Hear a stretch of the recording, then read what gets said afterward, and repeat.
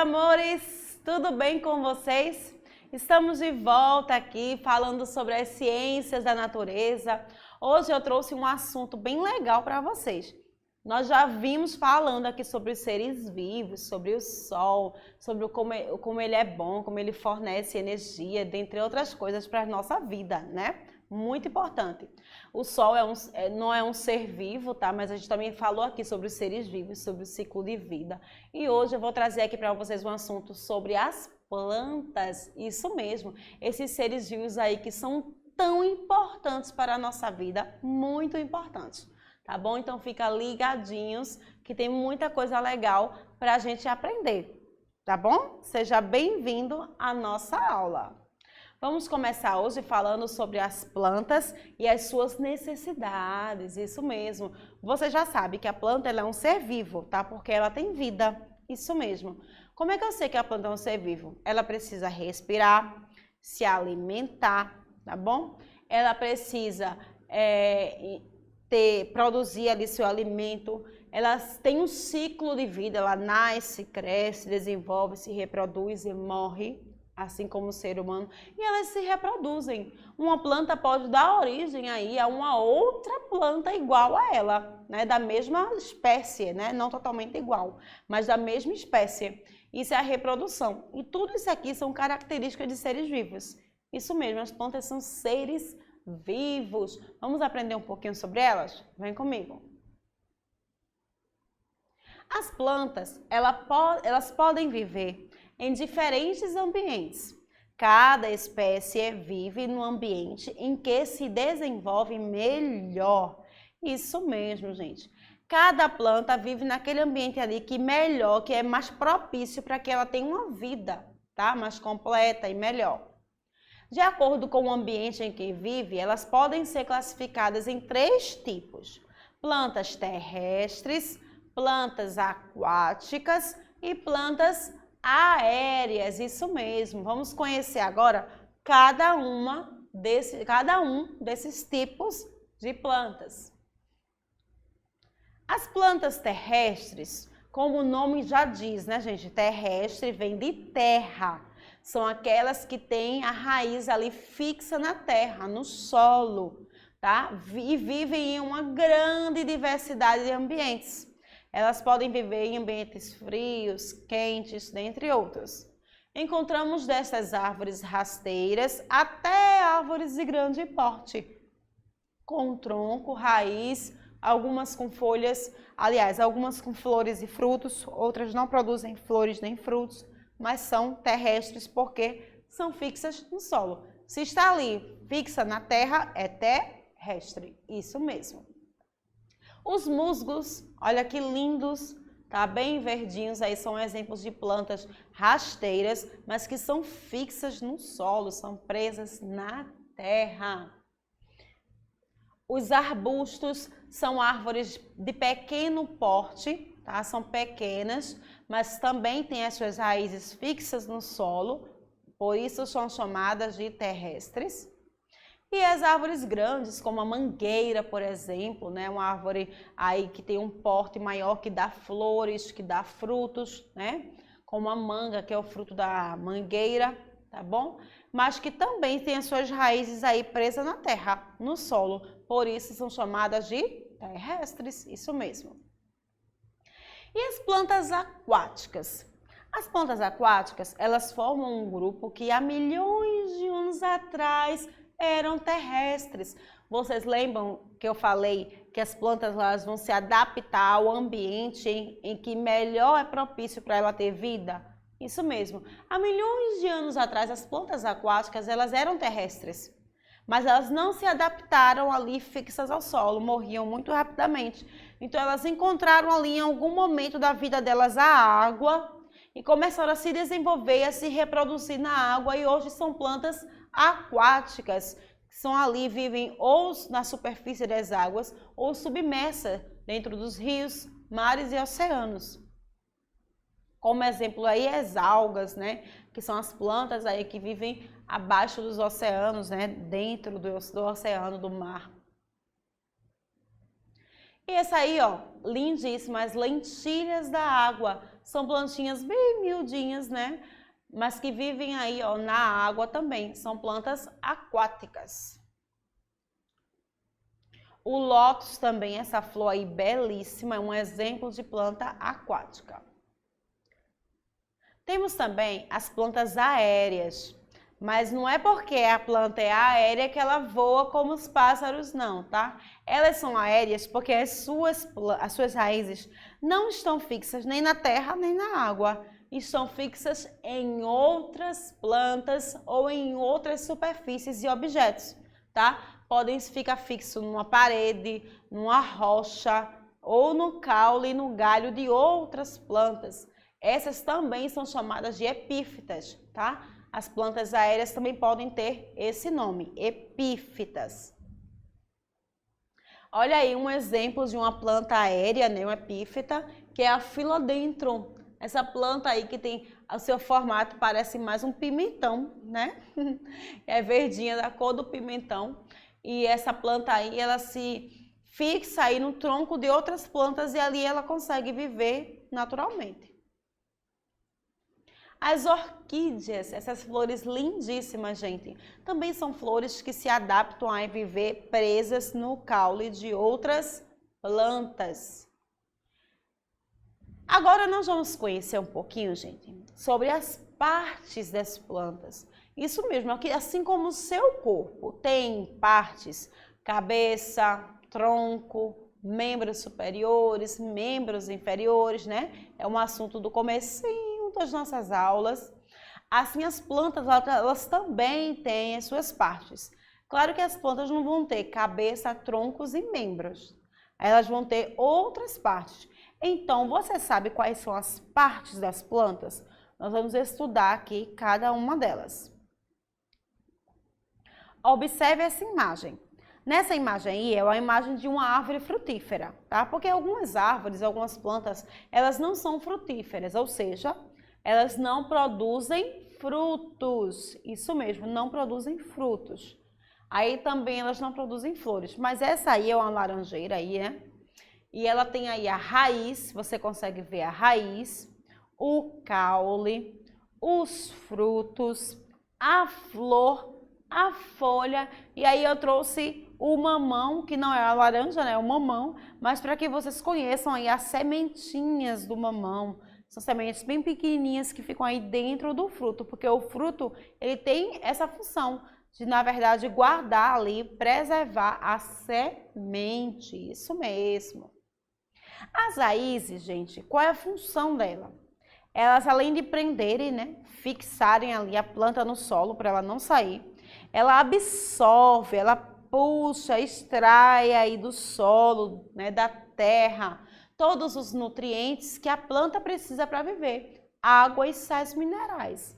Algumas plantas, como a grama, tá, que é a primeira foto aí, tem raízes bem fininhas, tá? E até fáceis de arrancar, né? Se você puxar assim, ela sai com mais facilidade, justamente por serem fininhas, né? Já outras, como a cenoura, por exemplo, tem raízes mais grossas. Quanto maior e mais grossa a raiz da planta ali, mais difícil é tirar ela aí do solo. Mas a cenoura que a gente come na nossa alimentação é um tipo de raiz, tá? Fixa ali no solo. As raízes podem ser subterrâneas, como eu falei, fixas dentro, totalmente dentro do solo. Elas podem ficar totalmente dentro da água, ou elas podem ser ali uma planta que está na água, mas as suas raízes estão acima da água. As suas raízes saem para fora ali, tá bom? São chamadas de plantas aéreas, aliás, de raízes aéreas, tá bom? Raízes aéreas são raízes que ficam, né, na atmosfera, elas não ficam nem dentro da água, nem dentro da terra. Ficam do lado de fora, digamos assim, ok? E o caule? O caule, né, que é o tronco, né, para quem não conhece, porque o tronco geralmente é daquelas árvores mais grossas e maiores. Então, tudo isso é caule, tá? O caule, ele sustenta a planta e transporta água e nutrientes entre raízes e folhas. Como assim? Lembra que eu falei que a raiz vai lá no solo e suga ali todas as substâncias, sais minerais e nutrientes que a planta precisa Pronto, o tronco ele vai levar esses nutrientes, essa água para o resto da planta, para todas as outras partes, tá? Folhas, frutos, tudo, ok? Existem plantas com caules mais finos e flexíveis, como essas margaridas que você está vendo aí na primeira foto, tá bom? E existem plantas com caules mais grossos, mais resistentes, mais duros, como é essa aí, ó, por exemplo, a samaúma, né? Essa árvore aí que você está vendo na segunda foto, isso mesmo. Então, o transporte e a distribuição da água e as substâncias acontece através de quê? Do caule, né? A cebola é um tipo de caule, o palmito é um tipo de caule, tá bom? E algumas plantas, elas guardam ali no seu caule água e bastante água, que é o caso das plantas que existem em áreas que não chove muito, como no sertão. Essas plantas guardam bastante água dentro dela. Se você partir um pedaço assim, a água chega, vai escorrer. Por quê? Porque elas guardam água porque não chove bastante naquela região. Como a planta é um ser vivo e todo ser vivo se adapta melhor à natureza para sobreviver. Então é a forma que ela achou de sobreviver, guardar água ali armazenada em seu tronco. A cebola também, viu? Tem água armazenada em seu tronco. Quando você parte a cebola assim, você vê que escorre ali um líquido da cebola. Porque a cebola é um caule e dentro do caule ele está cheio de água, de sais minerais e de nutrientes, que justamente a raiz aí puxou da terra para levar para todas as partes da planta. E as folhas? As folhas, tá? Elas são responsáveis pela produção do alimento, isso mesmo. Mas não é que a folha vai lá para a cozinha para cozinhar um feijão, não, para comer não, tá? A planta, ela produz ali o seu alimento através de um processo chamado fotossíntese, com a ajuda aí, pessoal, dos raios solares, isso mesmo, os raios solares é que vão ajudar aí a planta nesse processo de fotossíntese através das folhas, tá bom? Ela também ajuda aí na respiração da planta, isso mesmo. As flores e os frutos, gente, algumas plantas, elas produzem flores em certas épocas do ano, tá bom? Essas estruturas estão relacionadas à reprodução. Tanto as flores quanto as sementes que estão dentro dos frutos, tá? Estão relacionados aí à reprodução. Isso mesmo, as plantas podem se reproduzir pelas flores ou pelos frutos. Vamos conhecer aí esses dois processos. Pelas flores, gente, é através, tá, da polinização. O que é isso? Dentro da plantinha e da flor, existe uma estrutura feminina e uma estrutura masculina.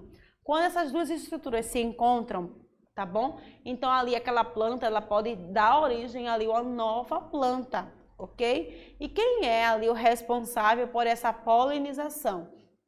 De levar uma estrutura da planta, da flor, para outra estrutura, feminina para masculina. São os ventos, isso mesmo, os ventos, a água e também os animais, como beija-flor, as abelhas, dentre outros animais aí que fazem a polinização das flores. E como é que acontece, no caso, a reprodução através das sementes? Eu falei aqui que o fruto, ele guarda ali, protege a semente. Se essa semente cair em terra acidentalmente, ou pela ação humana, o homem vai lá e planta aquela sementinha, aquela semente ali pode dar origem a outro ser vivo, a outra plantinha da mesma espécie, através de um processo de germinação. Quando essa semente aí vai germinando, vai crescendo, formando ali o caule, as folhas e determinadas plantas, as flores e os frutos, ok? Aí, gente, nessas duas imagens, você consegue observar, por exemplo, as partes aí dessas plantas? Eu consigo ver aí as sementes no mamão e consigo ver também aí o mamão em si, né? A polpa do mamão, que é o fruto. Nessa segunda imagem aí, que é essa planta, o que é que você consegue ver aí nessa planta? A flor, o caule e as folhas. Como a rosa aí não é uma planta frutífera, então ela não vai produzir frutos, mas ela gera aí a flor, que é lindíssima. Tem o caule, tem as folhas e tem a raiz, que nessa foto você não consegue perceber, não consegue ver, mas também existe, tá bom? E também, gente, preste atenção, porque esse assunto aqui é bastante importante. Lembra que eu falei que todo ser vivo tem um ciclo de vida? Isso mesmo. O que é o ciclo de vida? Vai do nascimento do ser vivo até a morte. Então, ali o ser vivo, seja ele planta, animal, ser humano, ele nasce, cresce, se desenvolve, se reproduz, ou seja, dá origem a outro ser vivo semelhante a ele, e com o passar do tempo ele vai morrer. Isso mesmo, assim como as plantas, elas também são seres vivos. E por serem seres vivos, elas também passam por esse processo, que é o ciclo da vida. Vamos conhecer aí um pouquinho do ciclo da vida das plantas, tá bom? Olha aí, por exemplo, o ciclo de vida do feijão. Ele vai aí germinar, né? Vai começar aí a nascer o caule, as folhas, aí vem o feijão em si. Com o passar do tempo, assim como todo ser vivo morre, essa plantinha também vai secar e vai morrer. Mesmo que a gente regue ali todos os dias, tenha água, tenha a luz do sol, mas ela vai morrer porque é o ciclo natural das plantas, porque elas são seres vivos. A laranjeira, por exemplo, aí, que apesar de viver muito tempo, né, que elas podem viver aí cerca de 130 anos ou mais, no entanto, elas também têm esse ciclo de vida. Elas nascem, crescem, produzem aí flores, frutos, se reproduz e com o passar do tempo, depois de muitos anos, muitas reproduções, elas vão o quê? Vão secar e vão morrer. Isso mesmo, porque faz parte, gente, do ciclo natural dos seres vivos. Todos os seres vivos nascem, crescem, se desenvolvem, se reproduzem e morrem. Não é diferente com as plantinhas. E aí, pessoal, gostaram da nossa aula? Muito legal, né? Nós aprendemos muita coisa boa sobre as plantas, mas não parou por aí não. Na próxima aula, a gente vai continuar com assuntos muito legais sobre as plantinhas, esses seres maravilhosos e tão importantes para a nossa vida, para a nossa subsistência, para a nossa sobrevivência, ok? Então, pessoal, por hoje é só. Fiquem com Deus, tá? Até a próxima aula. Um beijo da tia Bárbara.